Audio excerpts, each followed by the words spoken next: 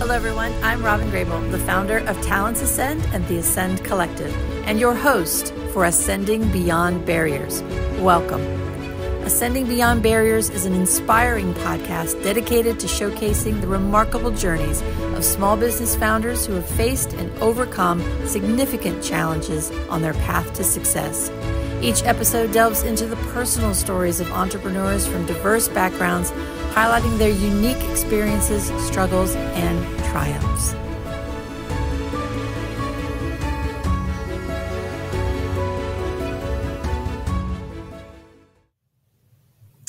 Today, we're thrilled to be joined by Mike Lyle, a certified public manager and master economic development practitioner with nearly 30 years of experience in the public sector, nonprofit administration, and economic development. Mike is the founder and principal of Lyle Consulting Group, where he helps nonprofits and small businesses strengthen their business operations and strategic planning.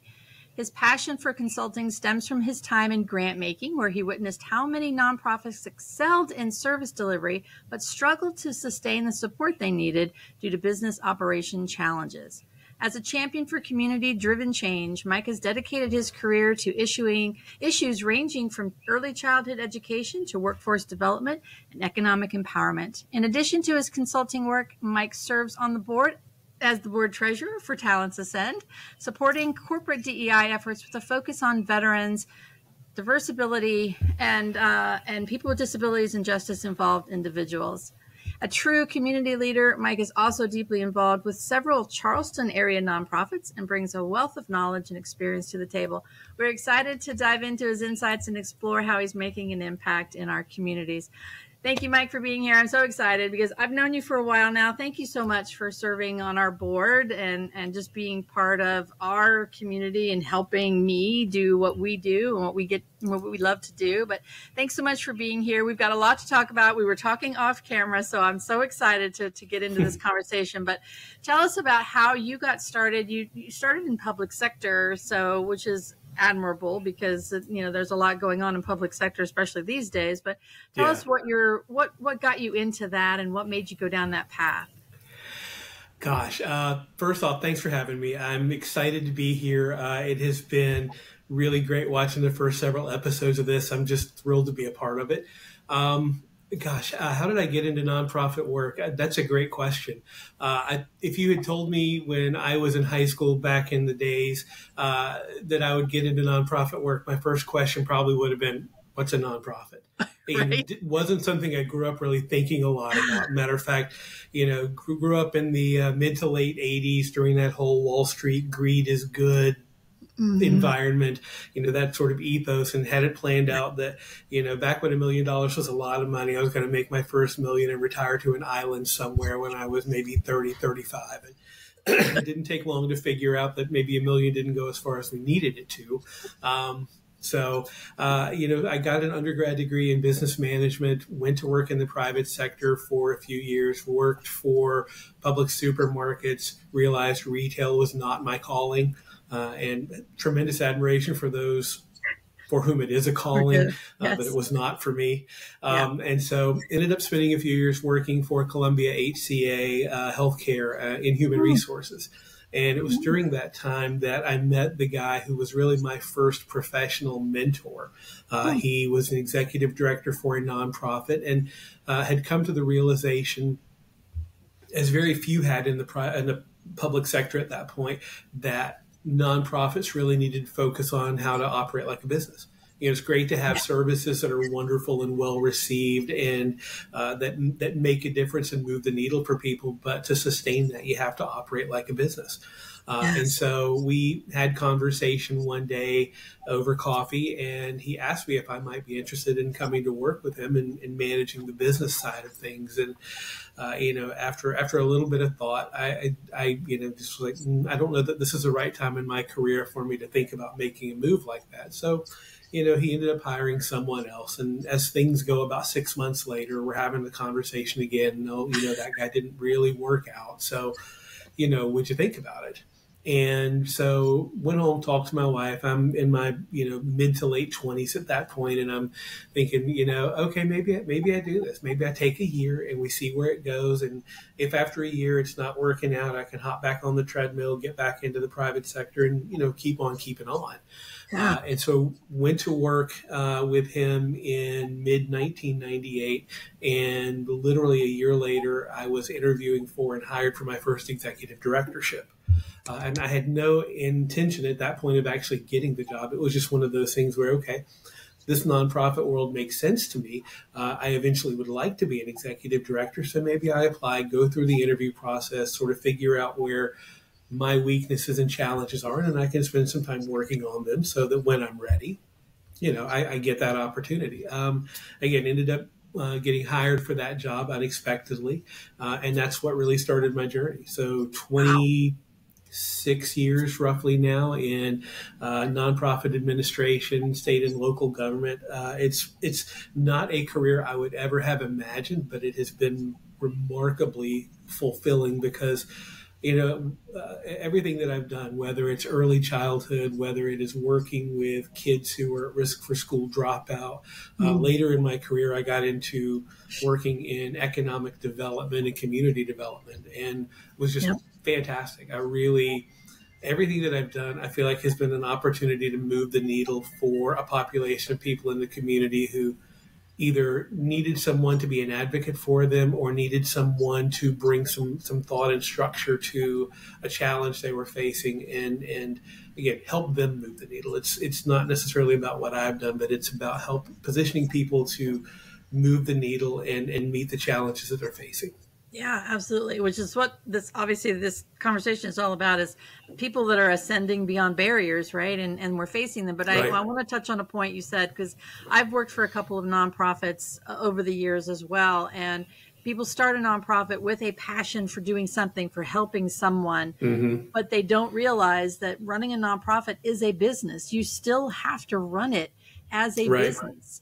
Maybe you'll get, lots of people who are, behind you and want to throw money at you, and you'll have the money flowing in. But if you don't run the business like a business, you're not going to manage that money. And so good for you for figuring that out. Wow.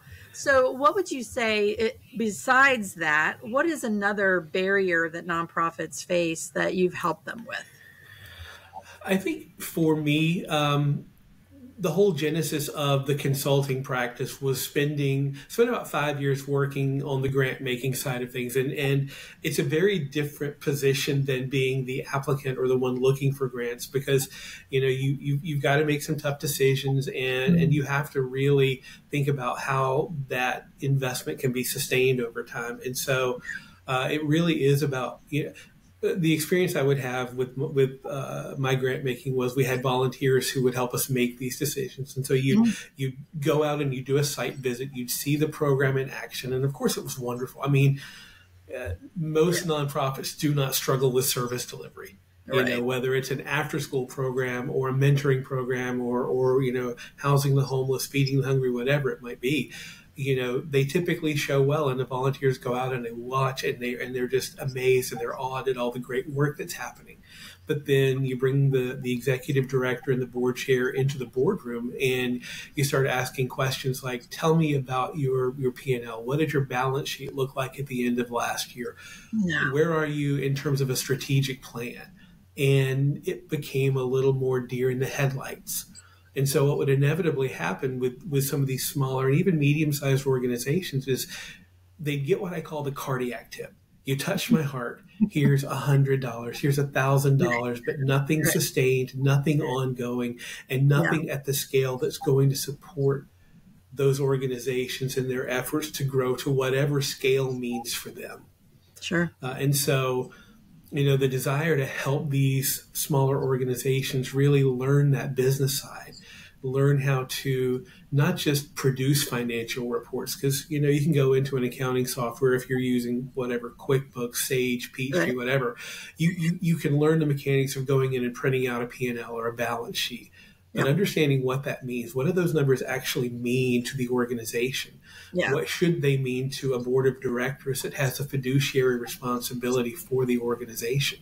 and being able to interpret that for all of these different audiences, whether it is funders who are considering making an investment, whether it is someone who's thinking about joining your board, whether it's staff who just want to know that there is stability and that there is, a continuing source of funding for payroll and for project operations and all of those things. Yeah. And so that's really what drove me. And it took about 10 years. It was about a 10-year gap between the time that I left the grant making world and the time that I actually launched my consulting practice. The practical reality of having young kids at the time and needing to have a job that had insurance and had all of the other kind of benefits that came along with that as well. But the vision never left. It just got a little more refined over time. And I was fortunate to start joining some boards and being able to bring that perspective. Even if I wasn't actually formally consulting, I was learning how to do that work. And I guess I don't know that I ever answered your original question, which was, kind of in addition to those things. I would tell you the bulk of the work I'm doing right now with my nonprofit clients is really around strategic planning. Okay. It is taking that look 3 to 5 years into the future and saying, where do we want to be? Yeah. Beyond just that sort of hand to mouth or paycheck to paycheck existence, where do we really want to be? What's the impact that we want to create on what geography and how are we going to do that? And so that's for a lot of nonprofits, we're guiding them through that process for probably the first time in their history. Yes. And it's remarkably rewarding to hear them start articulating, we go all the way back and say, okay, let's talk about your mission. Let's talk about your vision. Let's talk about your values, because that's the foundation of any good strategic plan. You know who you are, why you exist, how you want to interact with stakeholders, whether that's staff, funders, partners, whomever, and being able to then translate that into what happens next year, what happens the year after that, 5 years from now, where do we want to be? And getting that out and putting it in the universe and then saying, all right, we're going to take some very deliberate, intentional steps. We produce goals, we produce measurable objectives, we talk about strategies, and we then hand that over. We do that in partnership with them, but then we hand it over and they get to figure out tactically from year to year. What are we going to take a bite of this year? What are we going to take a bite of next year? And how do we then position ourselves so that 3, 4, 5 years down the road, we've been able to achieve? And also, I think a critical part of that is we talk a lot about continuous improvement and being learning organizations. And so being able to look at data on an annual basis, feed that back in and say, okay, we hit this target, we didn't hit this target. Is there a reason why? Is there something that happened in the environment that we weren't anticipating? Is there something that we did or didn't do as a staff that should have gone the other way? And so being able to feed that learning back into the next year's tactical plans is a really important part of growing as an organization. Yeah. Well, you certainly helped me with our financial statements and all of that. And I appreciate you for helping me on that as well, because I think, again, people start businesses with a mission, with an idea, but they don't always have all those pieces. We talk about it from a hiring perspective. A lot of small business owners have no hiring background.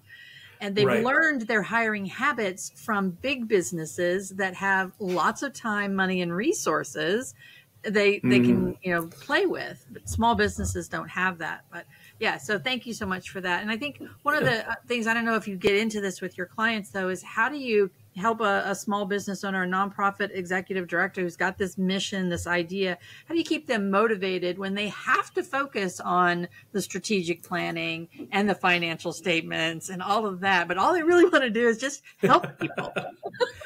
It's when there's a passion, it's easier to connect that passion with what you have to do to keep the wheels turning on a daily basis. Sure. I think one of the biggest disservices that modern media does for prospective entrepreneurs, whether they are potential nonprofit founders or small business, private sector employers, is it gives them this false sense of exactly how easy it is to start a business. You watch television, you see a movie, and you see the person that owns the coffee shop, and all you ever see is them in the coffee shop interacting and having fun. And you never see them on Thursday night sweating Friday's payroll. You never see them dealing with a vendor who is, dragging their feet on getting something that they need. You never see them dealing with a slow pay from someone that owes them the money. But so it can be very stressful, absolutely, and we don't diminish that at all. But the challenge is really, how do we develop the discipline? And this is a conversation I have when I do some coaching especially with early career professionals in the nonprofit. And it doesn't necessarily mean younger people.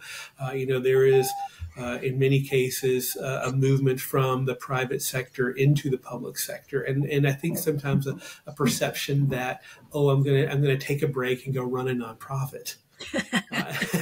Exactly. That's the reaction. No, but we talk a lot about discipline versus motivation. Those are two different ways of getting the job done, and motivation will take you a long way, but it's not ever going to take you as far as discipline. And so understanding that motivation is critical for getting started, but it's the discipline of doing the daily habits, whether that for you is checking in on the financials, whether it is getting to inbox zero, whatever that is for you, that is the hang up, developing the discipline to say, this is, whether I feel like it or not, this is what I'm going to have to do. And embracing that really challenging thing first, if you will. So we talk a lot about the difference and the fact that both are necessary. You have to have motivation to get started, but you're going to have discipline to finish that race and to bring that organization to the place that when you first had the idea, you saw it going. And it's the discipline to set up the systems and the process, because that's what then gets you to where you can hire people to take over those process, and you can go back to being, just doing some of the fun stuff in the organization. So, all right, I want to also touch on, you mentioned Publix supermarkets. I want to talk about your son, Noah. I love, awesome. I love, talking about triumphs and just successes, and he's just amazing young man. I'll get emotional here, but tell us about Noah. Tell us about, now you started out helping nonprofits and working in that and helping people, early childhood development, all of those things. And then you have Noah. So tell us about Noah. Oh gosh, I'm going to try to do this without getting too emotional as well. He is the most amazing young man. He really is. We knew early on that he had some developmental disabilities. We got a formal diagnosis of autism when he was 4. We were really blessed, and I say that carefully because there are a lot of different flavors, if you will, of autism. We say all the time, if you've seen one autistic individual, you've seen one autistic individual. Right. It presents so differently in everyone, and we are firm believers that every child is a blessing. We were fortunate in terms of the flavor, if you will, of Noah's autism. He was verbal. And so he was able to articulate feelings and emotions and express himself. As a young child, he was never particularly interested in parallel play, wasn't necessarily super interested in what his peers were doing. He was always very interested in and attuned to adults. To the point where we'd walk down the aisle at Walmart or at the supermarket, and he would see somebody, didn't have to know them, he'd just run up and give them a hug. Aww. Which is sweet and it is heart touching, but it is also terrifying. Yeah. Especially when he's 4, 5, 6 years old and he's just taking off and he sees somebody down at the other end of the aisle and I'm going to go give them a hug. Yeah, awesome, love that. Let's talk a little bit about strangers and things of that nature. But I never want to tamp down on that. No. Verbal and affectionate, and again, always very interested in what the adults around him were doing, not as much necessarily the kids. To the point where he has an older sister, Rachel, who is equally fantastic in her own way. But we'd be sitting at the house in the evening, and he'd come to me and say, "Daddy, what is Rachel doing?" And I would say, "I don't know, buddy. Why don't you go ask her?" And he would just look at me like the idea had never occurred to him Wow. to ask her. I'm the adult, so he needed to ask me, and Yeah. I would tell him. Wow. And so, he's just, I don't want to say he's a people pleaser, but he is someone who enjoys other people. But he's also always been somebody who was highly motivated by understanding what was expected of him. To the point where, when it came time to help him start figuring out chores, we would create a little checklist. And so every time he'd get a job done, we check the box. And, you get to the end of the day, you get to the end of the week, and all the boxes are checked, and yay, we did it. That's a good week. Yeah. So that was just something that was always critically important for him, was knowing that he had done what was expected of him. And if he didn't, then figuring out, what do I need to do? What should I have done? How could I have done that? Yeah. He's always been naturally very curious, and a lot of our conversations, even still today, I drove him to work this morning, and we're having conversations about snow melt, and we had a big storm here in Charleston last week, and crazy.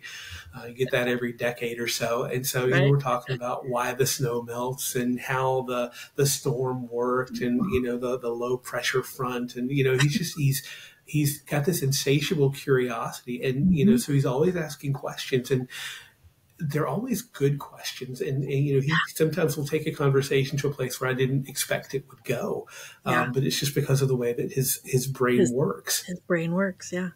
My grandson's on the spectrum too. And it's very black and white sometimes with him, but they're also very sensitive to people's feelings, and they're in tune to that. I think that's probably why that person that Noah ran up to probably needed a hug. And Noah sensed that probably, it's like they're just so in tune. But he works for Publix now. Tell us about that. He does. That's his first job. Actually, today is the 27th. Tomorrow will be his 8th anniversary with Publix. It is his first job. He turned 16 in the fall of 2016, and in January of 2017, he went through a remarkable interview process. The manager of the store that hired him, they actually went through 4 interviews. It started with his direct manager and just continued up the chain to where the last interview was the store manager. And he navigated that. We obviously transported him there and back, but my wife and I didn't sit in on the interviews. We didn't have any, he kind of went through that process all on his own. And we took some time. We were very deliberate and intentional about choosing a potential workplace. Yeah. The strategy that we used, and that I've shared with other parents of children on the spectrum, is we looked at 2 things primarily. Number one, his personality. He's outgoing. He needs the social interaction. That is an energy source for him to be able to interact with other people. So we knew he had to do something that would be public facing. But he also, again, kind of going back to childhood and chores, he needed the satisfaction of knowing that he had done the job. So he needed to have things on his list every day that he would check off. Hey, I filled the bags. I filled the soda machine. I brought in the carts when it was my time to bring in the carts. Yeah. And so he could check those things off and have some sense of satisfaction. And so, kind of looked around, and my wife works for Publix, since we talked about it. And we knew from our previous experience as Publix customers as well that they do a fantastic job working with the neurodiverse community. Yes. And so, felt like we got a sense from the interview process of how those relationships would work. And, he'll tell me to this day, he's in the 3rd different store that he's worked in. Matter of fact, moving 2 weeks from now to a brand new store that they're getting ready to open in the area. They chose him and wanted him to go because, he's made relationships and made impressions on people all throughout his career. And so the manager at that new store was his manager at his very first store. Wow. The way things happen. And so they're very excited that they're going to get to work together again. And, Nice. for us, it made sense. But we also checked in frequently with him, picking him up and taking him to work, plenty of opportunity for conversations. Hey, how's it going? You feeling good? Everything working all right? Any challenges? Anything that you're troubled by? And, so we'd have an opportunity to, if there were a concern or an issue, he has a chance to talk about it. And, we can then strategize around what's the right way to approach resolving that. Yeah. And then he gets to do, we tell him frequently, now you're an adult, you get to make your own choices. You get to decide how you want to spend your money. You get to decide where you want to spend your time, and so helping him embrace that part of problem solving and taking responsibility for making sure his relationships are good has been a critical part of that. But for us, it was just such an important thing to find the right job for him. Yes. And so understanding his personality and understanding the way that he preferred to work, his skill made set, that a fairly easy process for us. And again, tomorrow's going to be 8 years. So we're really fortunate, and he's done well. As he aged, he was able to take on more responsibility. One of the things when he got to be 18 was he got to learn how to work the floor care machine. Wow. And that was something that he was super proud of. They taught me how to do it, and while I knocked over a wine rack my first night,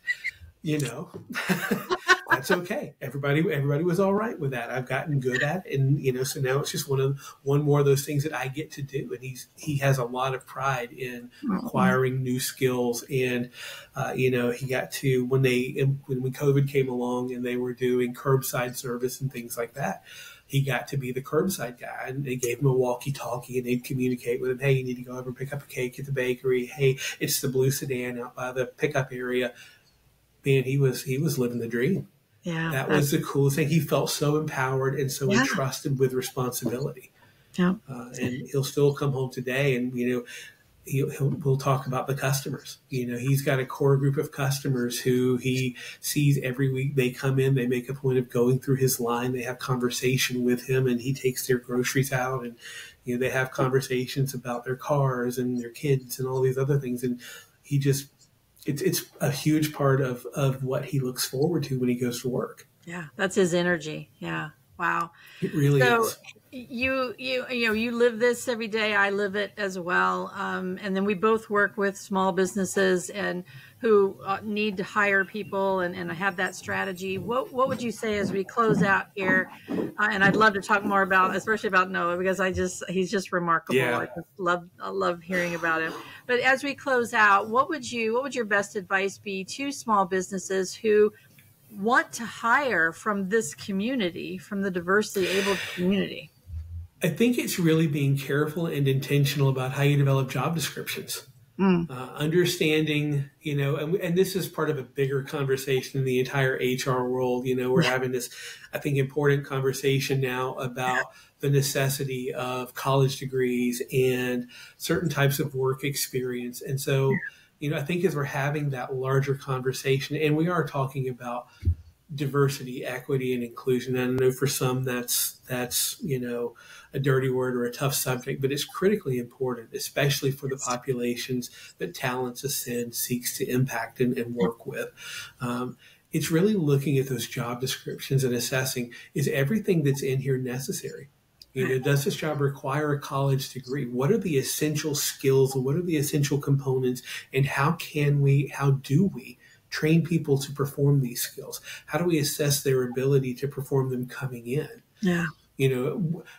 Without a college degree or, without a certain level of experience. So I think really considering the job descriptions and making sure that we're breaking it down into the smallest possible steps, that we're committed to doing the right type of on-the-job training. And, again, I want to pat Publix on the back. I think they do an exceptional job of on-the-job training. They don't expect you to come in knowing everything. They're willing to invest time and effort in training, providing feedback, and helping you get to a place where if you really want to be proficient at a particular job, they're going to help you get there. Yeah. And I think that's a lesson. And it's not because they're a large company. It's because they've made the decision that that's part of what they value. Absolutely. And they would do that, I suspect, if they were 1/10 or 1/20 or 1/100th the size that they are right now. That's a commitment, and that is, we talk about mission, vision, values. That is a value that they live out. Yeah. And so making that decision as a small employer certainly can be challenging. There is a lot of challenge in making sure that you've got the right workforce. But, giving opportunity where, you're looking at these populations who may, have some challenges in traditional hiring. It's just absolutely critical to decide that is a value and to make the effort necessary to train and provide reinforcement and feedback and be committed to that. Yeah. You have an incredibly valuable portion of the workforce in veterans, in individuals with disability, and justice-involved individuals who are ready and willing and frankly able to contribute to your workplace, to contribute to your bottom line. Absolutely. It's ultimately a decision that you make whether you're going to embrace that and provide the opportunity. And the ROI is there when you do. I mean, the investment that you make in them is a return. I mean, look at 8 years with Publix for Noah because of the environment that they've built for him. And even though Publix is a very large company, each one of their stores is almost a small business in and of itself, right? So they've had that culture come down to the store level at that small business level, and the return is there. They've got loyal customers that come in to see Noah. They've got loyal employees that stay for years and just believe in their mission. So small businesses can have that too, and they should really work at it. So, well, we could talk all day, I know. Thank you so much for being here. Thank you for sharing, Noah. Noah, congratulations. Hopefully you'll see this. I'm sure you'll watch. And congratulations on your success, and keep going, dude. You got it. Thank you. Thank you so much, Mike, and we will talk with you soon. Sounds great, Robyn. Thanks for having me.